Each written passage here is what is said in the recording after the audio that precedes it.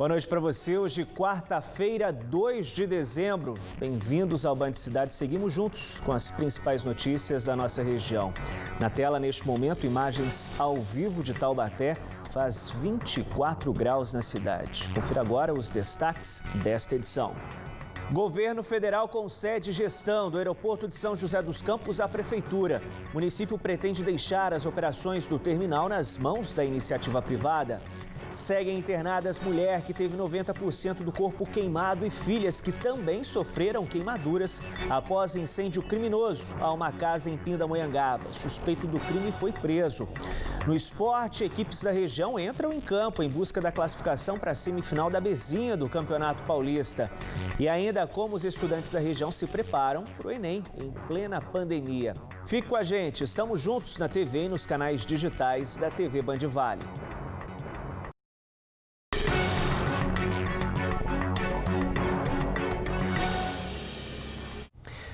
O aeroporto de São José dos Campos vai deixar de ser administrado pela Infraero e passa a ser gerido pela prefeitura, que pretende conceder as operações do terminal à iniciativa privada. O acordo foi anunciado hoje.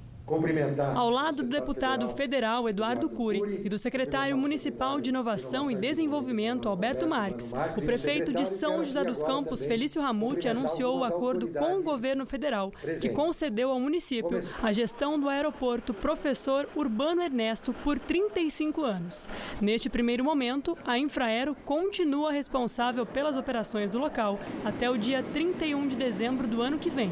Com isso, a cidade vai ter um ano para preparar as licitações e definir os rumos das operações dos voos a partir de 2022. E a partir de hoje, então, nós já podemos iniciar o processo de estudos para o edital de concessão do aeroporto de São José dos Campos. A concessão encerrada, nós teremos então, a partir de 1 de janeiro de 2022, o prazo para assumir o aeroporto. Até lá, a Infraero permanece operando o aeroporto e fará a transição com a empresa que for a vencedora do processo de concessão feito pelo município. Atualmente, o aeroporto opera somente com voos de cargas, já que impactada pela pandemia, desde julho deste ano, a empresa Azul deixou de fazer voos comerciais para o Rio de Janeiro. Ela era a única companhia que operava no terminal. A expectativa com a nova gestão é que o espaço retome a plena operação e possa servir de reforço ao aeroporto de Guarulhos. No pico do movimento, o aeroporto de Guarulhos chegou a movimentar 28 milhões de pessoas. Estava no limite e é muito difícil, para não dizer impossível, a construção de mais uma pista. Então surgiu o assunto que teria que se construir mais um aeroporto. Isso, do ponto de vista ambiental e dos custos, é impensável.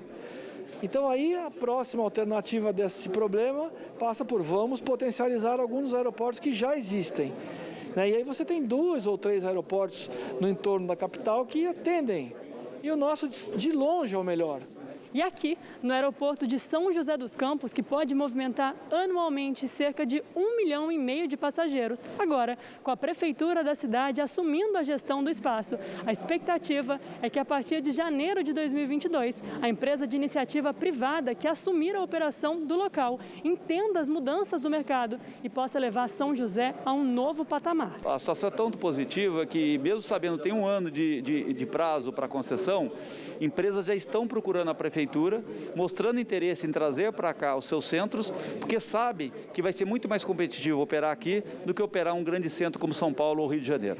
Entre 2013 e 2016, o aeroporto chegou a ficar completamente ocioso, quando companhias como a Gol e a própria Azul desistiram de operar no local.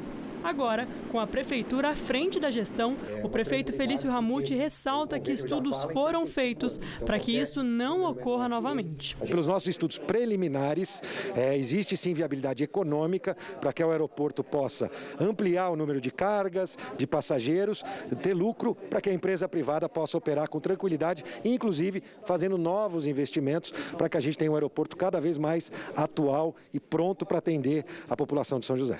Agora, a expectativa é que o aeroporto possa fomentar, além dos voos particulares, de carga e passageiros, o turismo religioso. Vem gente do Brasil inteiro para visitar a Aparecida.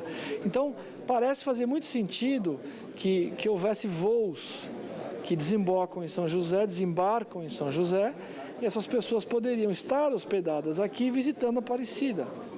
Então você consegue conjugar uma visita religiosa, né, com uma visita de gastronomia e de uma hospedagem aqui na cidade de São José.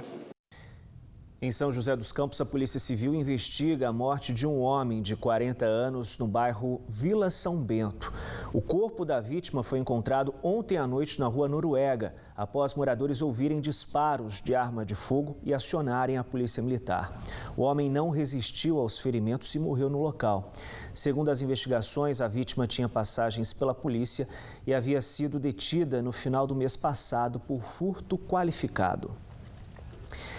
É grave o estado da jovem Laísa Mara Rodrigues Garcia, de 23 anos. Ela teve 90% do corpo queimado após um incêndio criminoso na casa onde morava com a família no distrito de Moreira César, em Pindamonhangaba. O crime aconteceu no final da tarde de ontem e o suspeito foi preso ainda à noite. Ele era vizinho da vítima.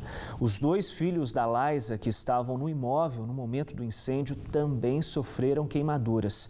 O bebê recém-nascido teve queimaduras em 86% do corpo e a irmã dele, de 6 anos, está com 49% de queimaduras. A casa incendiada fica no bairro Pazim, do distrito de Moreira César, em Pindamonhangaba. Estavam no local uma jovem de 23 anos e as 2 filhas, uma menina de 6 anos e uma bebê de 2 meses. Vizinhos viram as chamas e tentaram apagar o fogo. Este pedreiro estava trabalhando em frente e correu para ajudar. Quando jogamos água na janela, que estava pegando fogo, aí ela começou a pedir socorro. Nisso a gente pensou, então tem gente ali dentro. Aí o meu colega ele foi lá, arrombou a porta e aí a gente conseguiu entrar. Quando a gente conseguiu entrar, a gente viu que o sofá estava impedindo a mulher de sair, impedindo ela de sair do quarto. Então eu tirei o sofá da frente para poder ver ela, assim, ela conseguiu sair do quarto, ela foi se arrastando. A gente ficou muito chocado, porque a gente conhecia a família, a gente não tinha contato com a mãe, mas tinha contato com a filha dela. A filha dela é amiga da minha filha e elas viviam brincando junto sempre. Inclusive ontem, se eu estivesse aqui na minha casa, na minha residência, minha filha estaria aqui também, na casa dela. A jovem teve o corpo 90% queimado e está na UTI do Hospital Regional em estado grave. A criança e a bebê também estão hospitalizadas.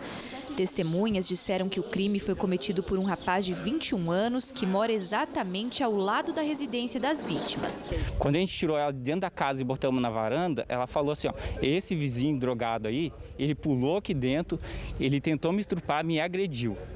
E ela realmente, o fogo queimou ela, o fogo não ia sangrar a boca dela e deixar ela ensanguentada. Então ela estava com os beiços inchados ali, ela sofreu uma agressão. A motivação do crime ainda vai ser apurada pela polícia, porque como a jovem está hospitalizada, não pôde ser ouvida. Mas a hipótese de tentativa de estupro não está descartada. O suspeito chegou a fugir, mas foi localizado pela Polícia Militar no mesmo bairro do crime. Essas imagens mostram que a população do bairro ficou tão revoltada que tentou agredir o suspeito.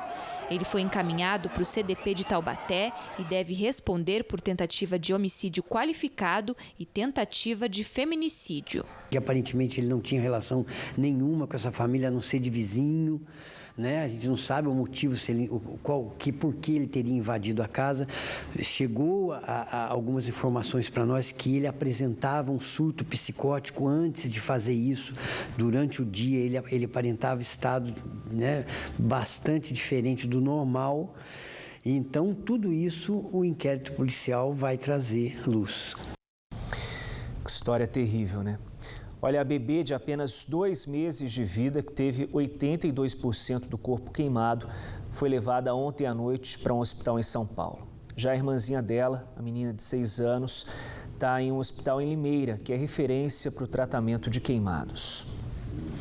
Um grave acidente no final da manhã de hoje deu um nó no trânsito da Via Dutra, no trecho de Jacareí, no quilômetro 164, na pista sentido Rio de Janeiro. 4 veículos se envolveram no acidente, entre eles uma viatura do Exército e um caminhão que transportava madeiras. Um homem ficou preso nas ferragens e precisou ser resgatado pelo helicóptero Águia. como parte da carga de madeiras ficou espalhada na pista, houve interdição e congestionamento de quase 9 quilômetros. Equipes da concessionária que administra a Dutra levaram 2 horas para conseguir liberar completamente o trânsito no trecho. E depois de um dia cheio de problemas no caminho do motorista que pegou a rodovia Presidente Dutra nesta quarta-feira, quem atualiza a situação da estrada para a gente neste momento é o Beto Gomes, direto do estúdio da Rádio Band Vale FM, em São José dos Campos. Oi, Beto, boa noite para você, bem-vindo ao Band Cidade. Conta para a gente, o motorista consegue fazer uma viagem mais tranquila neste momento na rodovia Presidente Dutra?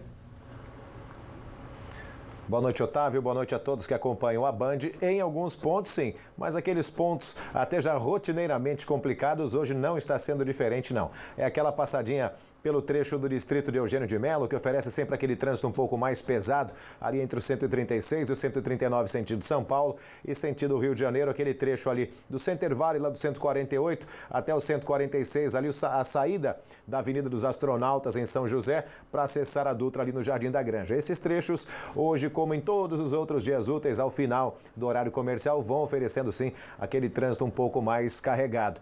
Tem o problema da chuva, que, de novo, atrapalha um pouco a viagem, principalmente de quem vai ao litoral norte. Trecho de serra com aquela pista escorregadia, visibilidade ruim. Isso acontece tanto na Tamoios como na Oswaldo Cruz. Exige bastante cuidado e muita atenção do motorista para passar ali, principalmente no trecho de serra. Lá na Rio Santos também tem alguma chuva agora ali entre Caraguá e Ubatuba, mas nada que atrapalhe a boa viagem do motorista. As demais que nos servem, Dom Pedro I, Corredor Carvalho Pinto Ayrton Senna e Floriano Rodrigues Pinheiro, todas elas vão oferecendo boa condição de viagem agora. Voltamos com você. A chuva não está dando moleza, hein, Beto? Boa noite para você, boa quarta-feira, até a próxima. Valeu.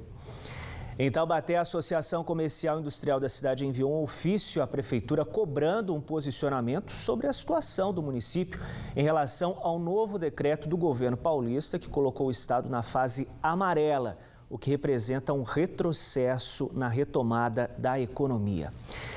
Pela internet, quem conversa com a gente sobre isso é o novo presidente da CIT, o Ricardo Vilhena, que, aliás, assumiu hoje o comando da associação. Boa noite, Ricardo. Bem-vindo ao Band Cidade. Parabéns, então, pela posse. Ricardo, esse silêncio da Prefeitura de Taubaté com relação a um decreto municipal com as novas medidas do Plano São Paulo preocupa os empresários da cidade? Boa noite, parabéns mais uma vez. Boa noite, Otávio. Boa noite a todos. Realmente preocupa, mas a nossa maior preocupação foi as medidas que foram anunciadas na segunda-feira com relação ao governo do estado, né? Nós sabemos que a prefeitura, apesar de estar com um atraso na divulgação do seu decreto, ela fatalmente vai ter que fazer, ela vai ter que seguir o decreto estadual. Isso já na primeira fase aí do início da pandemia, algumas prefeituras tentaram contornar um pouco essa situação e não conseguiram, não foram bem sucedidas. Então nós entendemos que a prefeitura vai ter que fazer esse decreto nos próximos dias. Como ela não havia soltado ontem ainda, nós já enviamos um ofício pedindo esclarecimentos e qual o comportamento que os comerciantes da cidade vão precisar seguir agora diante dessa nova situação da fase amarela. Ricardo, outras associações comerciais aqui da nossa região, como a de São José, já manifestaram preocupação com relação a esse retrocesso da retomada da economia, principalmente com relação a este mês, né, de dezembro, que é um mês importantíssimo para o comércio devido às vendas de Natal, né? Exatamente. Todo o comércio já estava começando a sentir uma retomada, ainda não nos níveis pré-pandemia, mas a gente já estava conseguindo ver um aumento nas vendas e estavam todos com uma expectativa muito boa com relação agora ao mês de dezembro, principalmente na possibilidade da ampliação do horário de funcionamento das lojas, o que é tradicional durante o mês de dezembro. Então, a nossa preocupação, nós acompanhamos as outras associações comerciais nesse sentido, com uma preocupação grande. Nós entendemos também que essa diminuição do horário de funcionamento, ela não é benéfica principalmente na questão de aglomeração. Nós entendemos que o ideal seria ao contrário, seria expandir mais o horário para que as pessoas tivessem mais possibilidades de outros horários para frequentar as lojas e, nesse caso, diminuir a aglomeração. Isso também se expande para outras questões, a exemplo de transporte. Se você diminui o horário de funcionamento, você fatalmente vai ter uma maior aglomeração no transporte público também. Ricardo, eu gostaria de agradecer a sua participação aqui no Band Cidade. Até uma próxima. Eu agradeço, um abraço a todos. Boa noite. Depois do intervalo, os destaques do esporte, Mantiqueira e São José entraram em campo esta tarde em busca da classificação para a semifinal da 2ª divisão do Campeonato Paulista. Imagens ao vivo agora de Caraguatatuba, no litoral norte. O município se prepara para as ações de prevenção ao período de chuvas. Segundo a Defesa Civil, atualmente são 19 áreas de risco na cidade. Seguimos juntos até às 7h20 da noite aqui no Band Cidade. Continue com a gente, hora certa para você, 7 horas e 5 minutinhos. Até já.